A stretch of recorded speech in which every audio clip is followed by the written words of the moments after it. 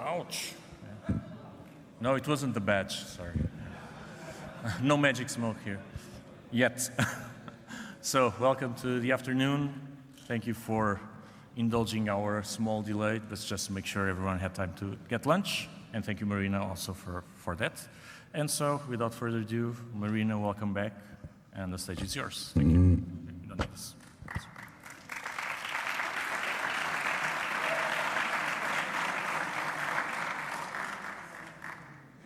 All right, technical difficulties resolved. Hi, everyone. My name is Marina.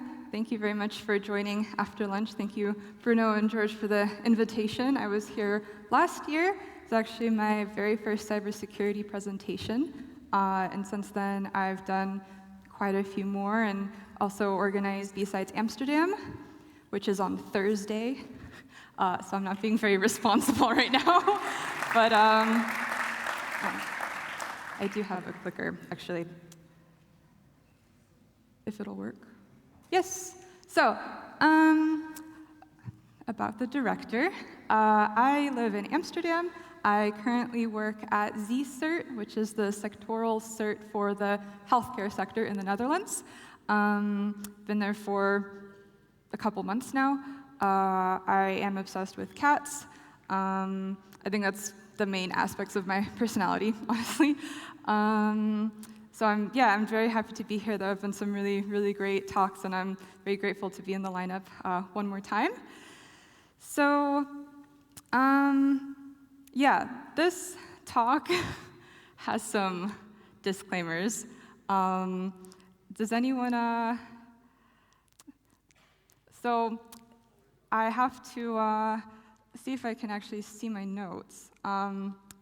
I need to do a disclaimer. So none of the talks, none of the opinions I have, none of the mistakes I talk about are related to any previous current employers. All opinions and mistakes are my own. And this is also not a cybersecurity talk. This is non-consensual group therapy. And I need this more than you do. I've made this talk a few times, and it's about a project that was a thorn in my side for a couple years, actually. It's for a company that I no longer work for, so I'm limited in the details I can share, and that also, unfortunately, means no screenshots of the actual environment. Hopefully, you won't need them. I think the point will get across anyway. But, yeah, you may be wondering, okay, sorry, I have a bit of a disconnect. I don't know what's happening. One moment. All right, yes, so NTLM. It was kind of a pain in the ass, I'll be honest. The original goal of that project, spoiler alert, actually failed. That was unfortunate. But my goal today is to share some of the lessons learned, hopefully help someone else avoid a dumpster fire of their own. That would be really great. It was an experience, and I really don't know what's wrong here.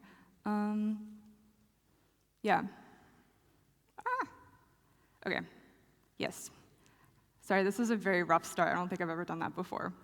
But since this is non-consensual group therapy, I will be asking some questions that might seem rhetorical, but they're not rhetorical. So I'd like you, the audience, to answer them with me. As an example, aren't we having a great conference so far? Fantastic.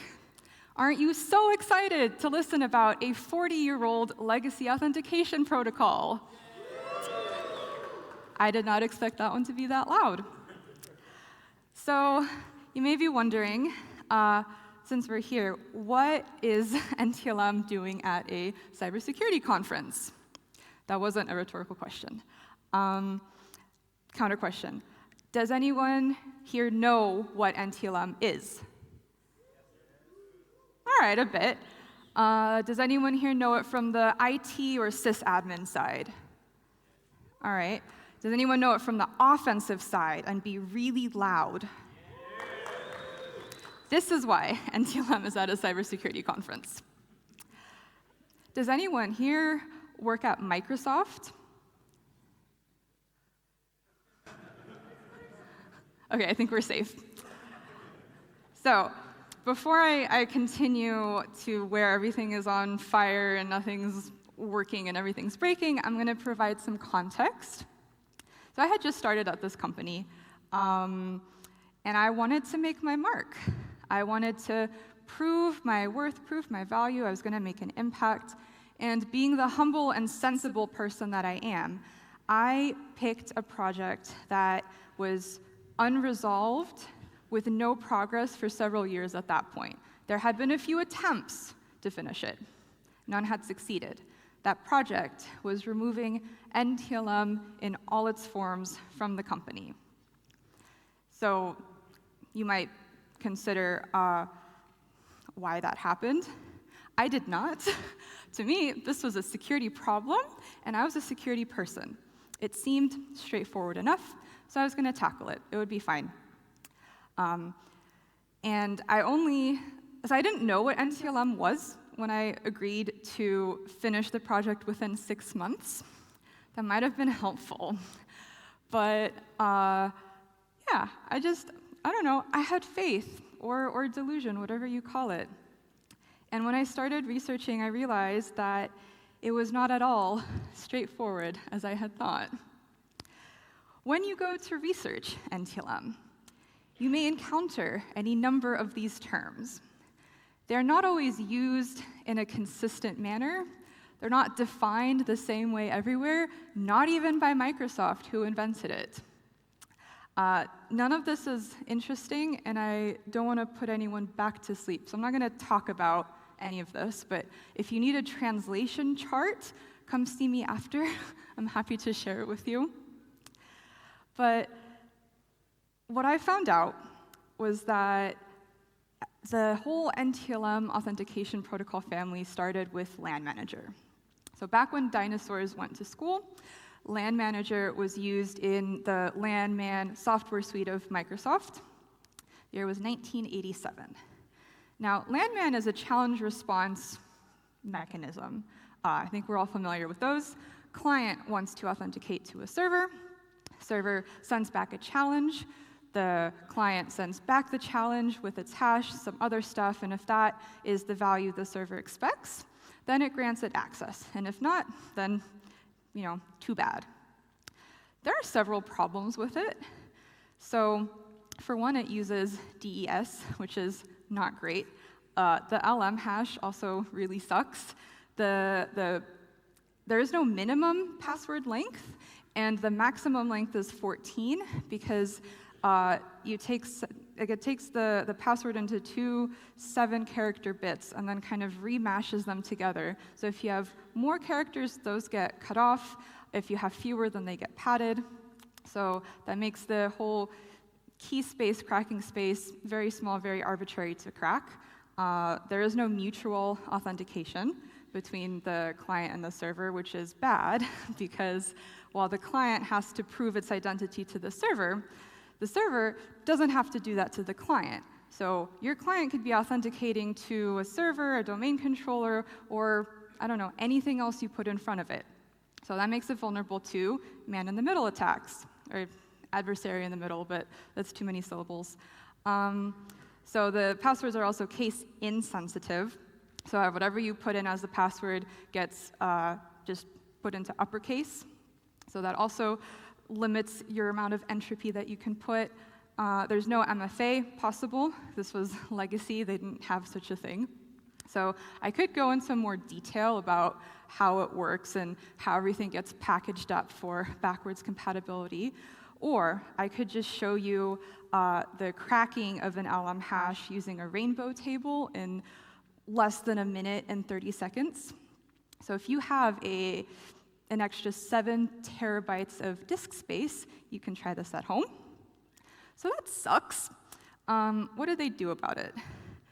So yeah, you don't even have to go through all the effort if you just get in there. That's our lovely man-in-the-middle attack. And because kind of the functional vulnerability, I guess you could call, is that the password hash is used exactly the same way as a password. So you don't even need to crack the password if you can just take the hash and then shuffle it around the rest of the environment. So that is not ideal.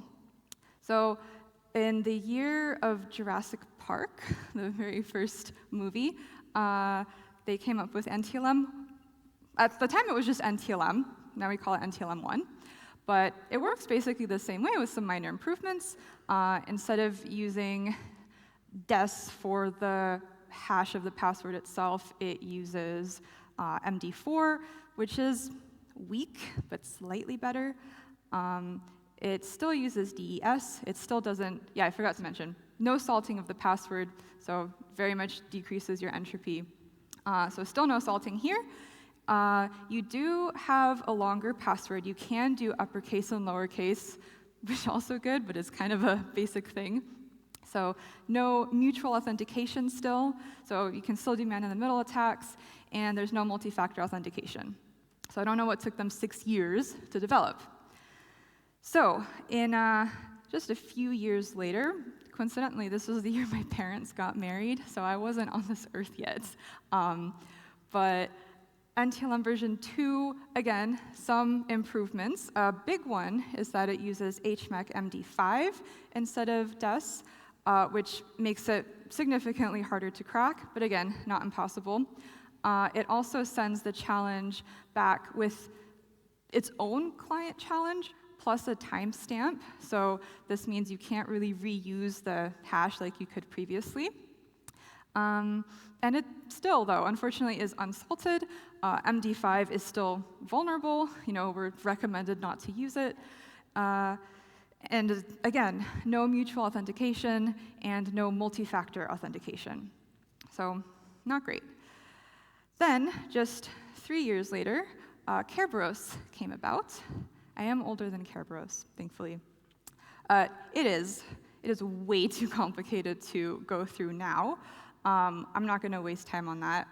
But it is significantly better. So it uses AES, which is much more difficult to crack. So you can't really, you can do offline attacks, which is called Kerberosing, but it's not as easy. It does require mutual authentication, so it's not as trivial to do man-in-the-middle attacks. It does salt. It does give you machine-specific and time-limited tickets, so you can't really reuse the same way. But you can still use an NTLM hash to get a Kerberos ticket, which is called overpass the hash. And there are a few other, catchy vulnerability names. So, objectively, Kerberos is better in every way. And in fact, NTLM is so vulnerable. I went and did some research just to find a list. It was too long to put on a single slide. But anyways, Microsoft got rid of it already in some of its software editions. It has been telling us to get rid of it for a while, and last year it was finally deprecated, so nothing is under construction. It's been telling us, Microsoft has been telling us we have to get rid of it, we have to stop using it. But Microsoft tells us we have to do lots of things. Doesn't mean that we actually do them. But in this case, there is a genuine reason. I'm not a red teamer, so I'm not going to talk about any of these tools or any of these tactics, techniques, and procedures, because I'll probably explain them wrong, and I don't want anyone to get mad at me. But this is a very well-documented vulnerability and exploit. Tons of these things have happened in the wild. So again, these are just a few examples. At the bottom, this is just MITRE, listing every group that has abused NTLM in some form or another. Probably all their moms know it too. But this last example was actually given to me by a guy at TU Eindhoven, the Technical University in Eindhoven in the Netherlands. And they had a breach because NTLM1 was still activated. And like me, they had also tried to get rid of it before that happened. And magically, at the time, they didn't have the budget, but somehow, after the incident, money just tends to appear. So anyways, Kerberos is better in every way, and NTLM is just this gross barnacle that has been sticking around. And in fact, there are so many vulnerabilities that at some point, they stopped writing them out individually by hand, and they just started copy and pasting the same text and just changing certain things about it, which I kind of get, to be honest, efficiency, whatever. But yeah, I think now you understand why this company wanted to get rid of it. And at first glance, it seemed fine. We were aware of some legacy servers that definitely couldn't be upgraded. Oh well, they were going to be segregated. But for the rest, it seemed okay. I mean, Kerberos had been the default for over 20 years at that point. And I don't know, Microsoft had been telling us to stop using it, so they clearly must have been ready. So, after researching, I wanted to get a lay of the land, do some inventorization, and thankfully, a multi-billion-dollar company like Microsoft provides you adequate tooling and communication that lets you find exactly where NTLM is used within your IT infrastructure. It tells you, you can see what happens if you get rid of it, tells you how to move to Kerberos, helps you do all of these things, right? Wrong. But, the fact that the Microsoft documentation is so short and limited, it probably means that it's not that big a deal and it's not that complicated to get rid of, right? Also wrong. Stuff is nondescript, links are broken, documentation that is referenced to other documentation doesn't exist anymore. So it's not very easy. Luckily, there were some good Samaritan sysadmins that have done a lot of research on this. Most of them are not affiliated with Microsoft. They did this in their own time at their own cost. So I think that's also important to note. But anyway, the project was kind of officially underway. So when you go about disabling NTLM, you first have to enable specific NTLM authentication logs that tell you where NTLM is being used. These are not enabled by default, so we had no historical view. So, we had to turn it off and then wait for a while, see what comes up. But luckily, our favorite 4624 logs happen to tell us which NTLM package is being used. It's not from the company, it's just a general example, but if you go digging around in your own environment, that's probably what you'll see. So, decided to use those and, take a look. So I did that, and what I saw was this, LM. I didn't even think it was being used. I just thought I was tackling NTLM version 1 and 2. But it was absolutely everywhere. So I saw that, and I panicked, and then I did some more digging. And apparently, I don't know why, please don't ask me any questions about this, but things were using LM and NTLM1 and NTLM2, and there seemed to be no rhyme or reason. It was just all over. So basically, I cross-referenced everything, and I could see that everything that was using NTLM1 or 2 was also using LM, so you could probably turn off LM for those and it would be fine, except for all those legacy Windows 2003 servers that were exclusively using LM or NTLM1. Those were old enough to drink at that point in the US. So, okay, that was not nice to find out, but it's always better to find out before you turn something off rather than after. So, okay, we keep going. So I decided to start working on NTLM1 for real this time, not sidetracked by LM. And this is the point in the story where the narrator says something about the main character not being prepared, which would be accurate. But anyways, you got to make a start somewhere. So I was looking at NTLM logs, and I saw this, the worst offender of them all, anonymous logon. So again, I panicked and then did some more digging. And this is thankfully a red herring. Don't ask me why, but lots of Windows functions like IIS and something else will log connections and things as NTLM1, even though they're not actual authentications, even though there's no data being transferred, it still gets logged this way. I don't know, the magic of Windows. But anyways, so now we had a list of everything using NTLM1 and 2, and the next step was just to see what applications, what servers it could be disabled on, and then do that and move to Kerberos, right? Thank you. Absolutely not. Nothing with Microsoft, fortunately, is that simple or logical or easy. So I don't know how it works in other people's environments, but in this one, you could see where the connection was going to, but you couldn't see, so you could see that, let me backtrack. You could see the connection being made from the client, so you could see that someone was trying to authenticate, but you couldn't see where they were going. And that why behind those connections was exactly what we needed to find out what could be safely disabled, what could safely use Kerberos, and what couldn't. So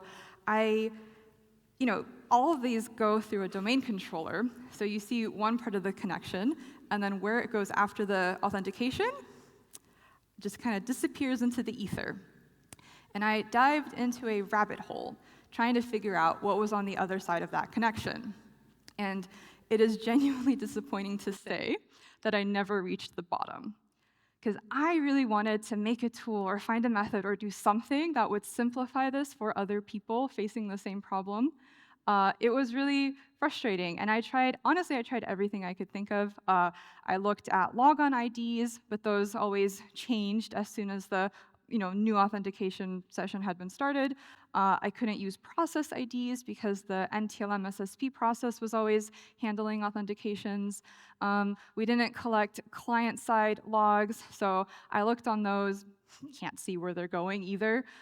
Looked on server application logs. Those weren't even populated. They weren't enabled or being connected. So I looked everywhere that I could think of. I tried network sniffing. That didn't really show me anything. And there were a few things I could kind of figure out and sort of guess where they were going, but I needed something that would verify with certainty at scale. I did not come up with that. It's really likely that I missed something or I made a mistake somewhere. If anyone here is able to point that out, please tell me, and I'll be genuinely happy to know, because I really wanted to solve this problem. And I would have been happy to dig for hours or days working on this. I like understanding why things work and why they don't. I get a lot of satisfaction out of fixing them. But I did not have hours or days to keep digging. This was not my only project. This was not my only responsibility. I still had to answer tickets, do investigations for legal. I still had to do incident response. I still had to do all of these other things with various degrees of urgency. And the IT guy that was the only other person on the ground with me doing this was in exactly the same position. So neither of us had sufficient time and attention and resources to properly take care of this. But do you know why I had to go down such a rabbit hole? You don't have to answer that. I'll answer it for you. Microsoft does not tell you what uses NTLM. Nowhere.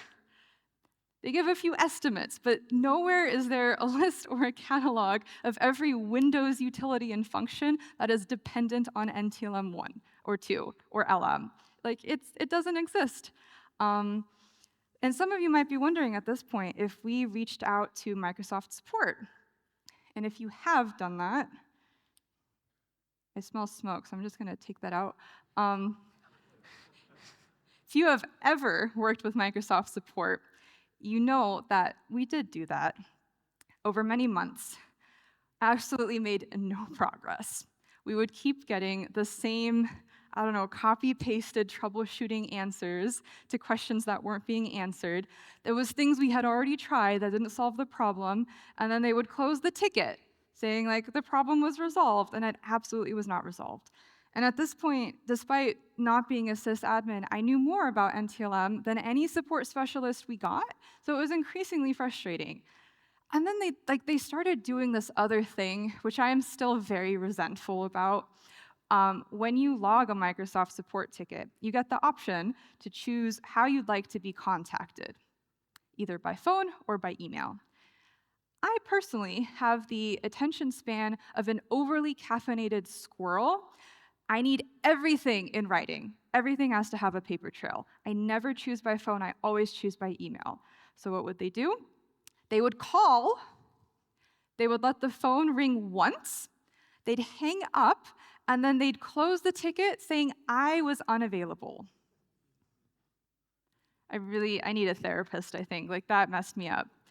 But anyways, we were getting nowhere fast. And this was the point where I gave up. I went to management. I told them everything that I had tried. I told them everything I had managed to not really achieve. But we did give them what we did know, gave them an estimate for what we didn't know. And I proposed a very conservative plan to very gradually start rolling out this disablement of the protocol. And they accepted. So we got to work. It was very exciting. And, as always, we started with a small group of pilot IT workstations in our IT team. And we disabled LM, NTLM1, and NTLM2. And everything started breaking. Because apparently, despite Microsoft telling you that everything can work with Kerberos, that isn't true. If you have any of these in your environment, turning off NTLM will cause them to fail. Do you know a business that can survive without all of these things? I was waiting for a no, but that also works. No, absolutely not. And not all of these, can be reconfigured to use Kerberos. Is this a straightforward process? No. Does it always work? Also no. The thing about Kerberos is that it needs to have a direct, so as a client, you need to have a direct line of sight to a domain controller. If for whatever reason you don't have that, you can't authenticate. So for example, if you are using a VPN or a proxy server, you can't use Kerberos. Or, I don't know, if your DNS is having issues, because that never happens, and it starts using IP addresses instead of domain names, you also can't use Kerberos. It will automatically fall back to NTLM1. So that's not very helpful of Microsoft, is it? But anyways, realized we had to compromise. Maybe it was not going to be possible to get rid of NTLM2 everywhere, but certainly we could do that with LM and NTLM1. We had identified some exceptions, those crusty Windows 2003 servers that I mentioned earlier, but everything else, was probably going to be fine. So we started, and it worked. Like, we were getting some kind of progress. So the way that you actually disable the protocol is using a registry key, kind of linked to a group policy. So this is the LM compatibility level. It's the registry values that you have, and we were, dramatic moment, here at level 0, and we needed to be here at level 5. So what you do is you gradually increase the level from one to the other, and we started with clients. Everything seemed to be going fine. People were having some printer issues, but that is business as usual. And after we were done with clients, we did this region by region. We did lots of communication to IT teams, to some end users, so everybody was aware, and we had no major incidents here. So then we moved on to servers, and there we had some more difficulties. This is also where I learned about the Dutch expression peep test, which is where you make a change, you don't tell anyone about it, and then you just wait for people to complain. And the American version of peep test is scream test, which I think says something about our cultural differences. So yeah, at the end of the peep test, we found a list about 10 exceptions or so that could not use anything but what they were using. So we segregated them, we moved on. It was fine. And at the end, throughout this whole process, we had been monitoring our SIEM to see if LM and NTLM1 connections were happening, and they weren't. And that meant we had finally gotten rid of them. Like, we had disabled LM and NTLM1, and it felt fucking amazing. Like, you could smell the light at the end of the tunnel. So we were, it was very exciting. We had finally made progress. I, young, naive person, I had made progress on a project no one else had been able to fix so far. So I was quite chuffed. And yeah, we did this with servers, we did this with clients. We gradually moved up from LM, NTLM1, and NTLM2 for the rest of the things that could do it. And the last step was just to move the LM compatibility level for domain controllers. So it wasn't being used in the environment anyway. Like, we had verified that. So it was really just, dotting the I's, crossing the T's. It was really the last step. We could consider that we were done. All we needed to do was change that last setting just for domain controllers. And then I went on vacation, which in hindsight was pretty dumb. But I thought it had been fine for a period. There had been no incidents. I had done all the communication I could think of. I had put in rollback plans and procedures, again, for things that I could think of, doing some heavy foreshadowing here. And I handed everything off to my IT colleague. I left my phone in a drawer or on my desk, my home in Amsterdam, and then I flew to Canada, wearing a USA hat. And this was when the whole company shut down.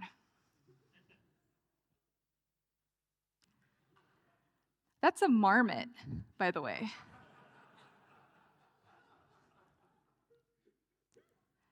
Now, I didn't know about this at the time, because again, I left my work phone in another country. But something happened between the Wednesday the change was supposed to happen and the following start of the week that logged out every employee out of their device. To this day, no one knows exactly what happened, but a mistake was made. So instead of moving the level for domain controllers from 4 to 5, the maximum, just one step, what happened was the level for clients went from 5 to 0, and the LM compatibility level for domain controllers went from 4 to 5. Can anyone see a problem with this? So suddenly, clients were exclusively authenticating using the only protocols that domain controllers explicitly forbade. But nobody knew about this because there was no communication about when the change was actually made. So they thought it was a cyber attack. And after, almost 24 hours of incident response and handling and digging, it was my my security colleague who saved the day. Because at this point, you could not log in to a single endpoint. No end user workstations, no servers, no domain controllers. So you had no idea what was happening. No error message, no triage, no nothing. But our EDR was still working. So he used that, not an IT tool, a cybersecurity tool, to go digging in the domain controller logs and the authentication logs. This time there were no 4624s, there were only 4625s. And he saw a weird line that said something about, NTLM. And he had a thought that maybe this was related to my project. So With the live response tool, he logged into all the domain controllers, and at the instruction of management, moved the level from 5 down to 3. So the incident was resolved, I think like less than 24 hours later, somewhere around 4 in the morning. Incident was resolved, everyone was happy. However, I missed the best slide, my bad. But however, the initial goal had not been solved, because when a domain controller is down to level 3, it means they accept NTLM2, NTLM1, and LM. So we had ended up back at square one, except now, even though I pinky promised this would never happen again, we had identified the root cause of the issue, nobody wanted to take the last step. Because I shut down the whole company, which, fair, but, it was unfortunate. But I learned some things from this experience. I think the most obvious one is that you should not go on vacation at the same time you have a major change happening. I was young and naive, please learn from me. I should have, moved one or the other to make sure I was fully available for this happening. Because if I were there, we would have had more cohesion, as mentioned earlier, more communication. I could have prepped way more communication as well. I did not tell nearly enough people that this thing was happening. But another surprising thing I realized was that, we had all this change management software, but that didn't prevent this from happening. So clearly, there was a disconnect between the internal bureaucracy and how people actually behave. I don't know if anyone else has ever experienced this. But I also realized how important it is to be kind, because my IT colleague who made the error was ruthlessly mobbed and bullied both by colleagues and by management, but nobody died. The company went down for a day. That is very inconvenient. I'm sure that had a business impact. But nobody died. Nobody was physically harmed or injured. I don't think anyone was permanently traumatized, except maybe me and my IT colleague. But I don't think, the stock prices didn't fall. The company didn't disintegrate. Nobody's end user devices exploded. It was very inconvenient. I don't think any of that is worth being an asshole about. And the thing is that you will always have human error in systems where there are humans. The fact that a simple mistake caused such a wide outage, I personally, I take responsibility for my mistakes, but I don't think that is a responsibility of the individual. I think that's a failure of the organization, because you should not have that amount of power with that little kind of oversight and tracking at the same time. But what about Microsoft? Where have they been in this whole situation? They made this insecure protocol. They put it into absolutely everything, and then they told us to stop using it without providing any tools or adequate communication to actually do that. Even Microsoft's own support specialists couldn't help us do the thing they were telling us to do. How do you work with that then? How do you move forward? How do you succeed? I'm not a business person. I don't know what goes on behind the scenes. I'm an ops gal. But it sure looks like to me that Microsoft created this huge problematic dependency and is now pulling the plug and making it the end user's responsibility to fix it. I personally am not happy with that. I was not happy about it then. I'm not chuffed about it now. And I'm not the only one. This is from their official Reddit post, which is an interesting form of communication.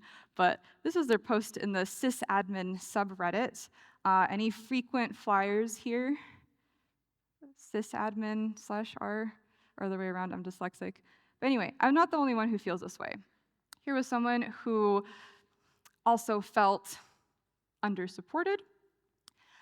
Here was somebody else who is also like me. They were overwhelmed. They were struggling. They didn't have enough time or resources to do all of this. This is someone who had the same documentation issue that I did, where you can't find anything.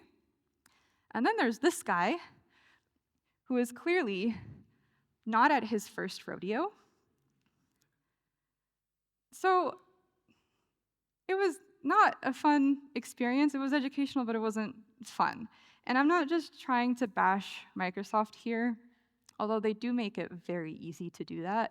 I think this is common of all squillion-dollar companies, that they put their things into everything, they close source, they make you dependent, they make interoperability impossible or difficult or prohibitively expensive. And then on the other hand, businesses see IT and security as a cost, not as the thing that allows them to survive. And that results in IT teams being underfunded and understaffed. It results in defenders being defunded and defanged.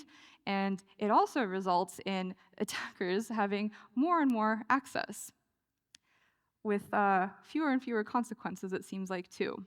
So this problem is beyond a single protocol, company, or organization.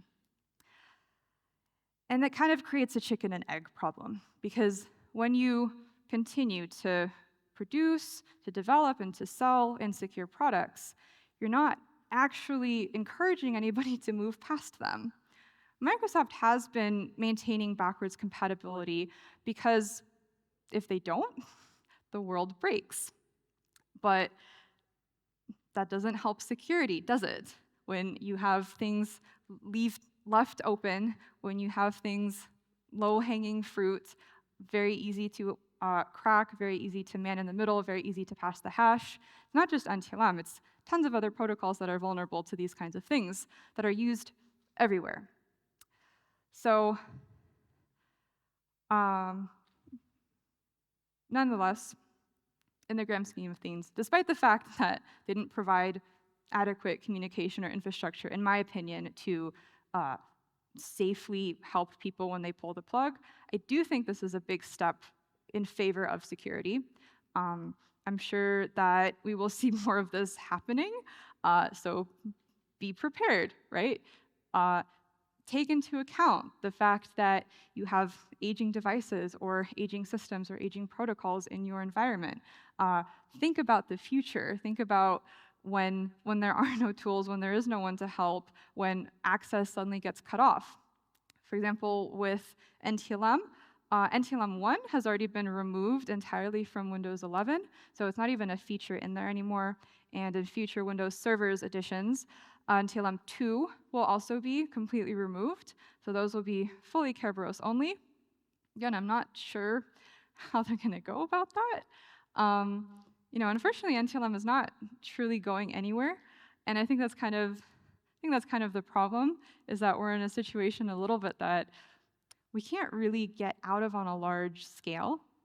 But yeah, on that happy note, if any of you wants to try this at home, I have compiled a list of sources that tell you how to understand, how to identify, how to abuse, and how to remove NTLM protocol family from your organization. I also have some examples of actual hacks due to NTLM that have happened in companies, in case you need some tangible examples to bring to your management as evidence that, hey, this is an actual risk, this is not theoretical, this actually happens. And if any of you want to commiserate or complain or share Microsoft trauma stories, please add me on LinkedIn or please find me on the floor afterwards. I'm here for the rest of the conference. And I want to thank you very much for your attention, and I will leave it there. And anyone can talk to me, anyone can message me anytime. I can share any sources. I don't bite unless you work for Microsoft. Thank you.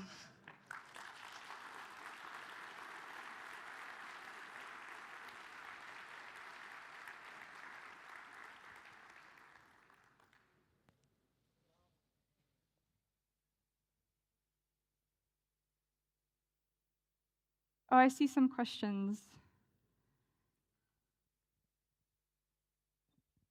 Great presentation, and kudos for the management.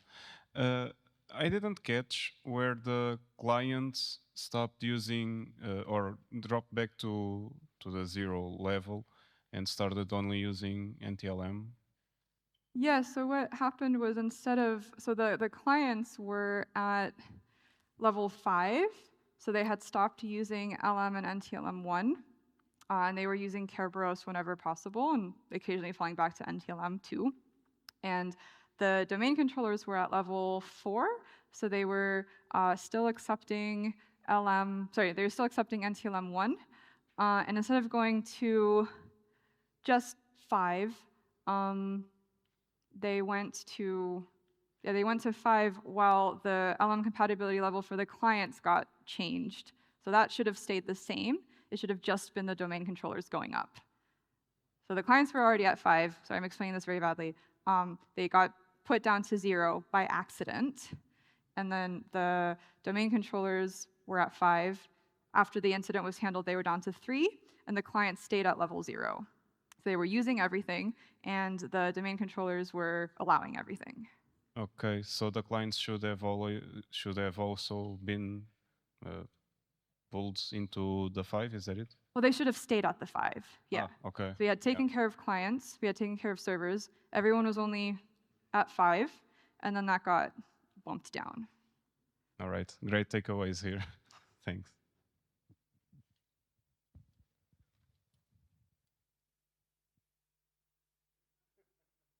It didn't want to let me move forward.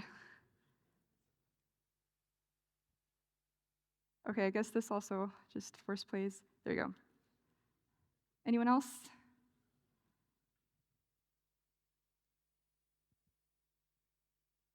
Cool. Well, I am around and I am perpetually online, so thank you very much for your attention.